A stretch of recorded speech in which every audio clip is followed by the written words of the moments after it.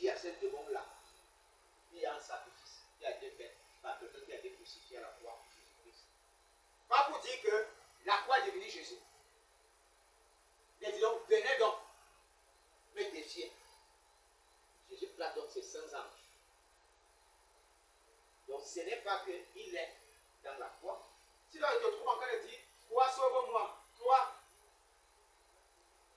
tu es un idolâtre.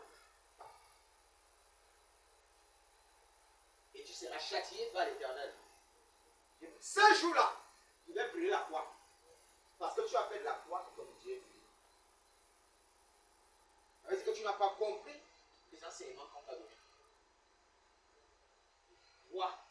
Croix de Jésus, sauve-moi. Croix de... Non, c'est Jésus qui sauve. Ce n'est pas la croix de Jésus. C'est Jésus qui sauve. Alors, on appelle aussi la vie de Jésus la croix.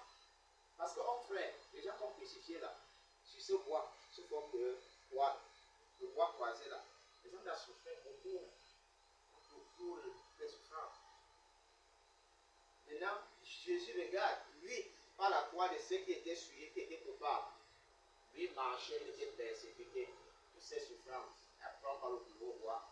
C'est ça donc, toutes ces souffrances-là qu'il appelle la croix. Si tu me suis, porte ta croix. Avec dit, si tu me suis, supporte les persécutions. Ça ne veut pas dire que la croix est Dieu. Tu peux faire une croix sauve-moi, croix ceci, cela. Non! On va brûler ces croix, c'est vous. Alors quand je viens faire un acte prophétique, je fais un signe de croix.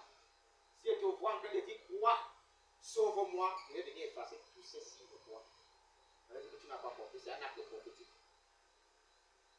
Remarquez très bien, dans l'assemblée-ci, Jésus n'a pas encore demandé qu'on mette une foi pour un acte prophétique pour le moment. C'est pour vous faire comprendre qu'il est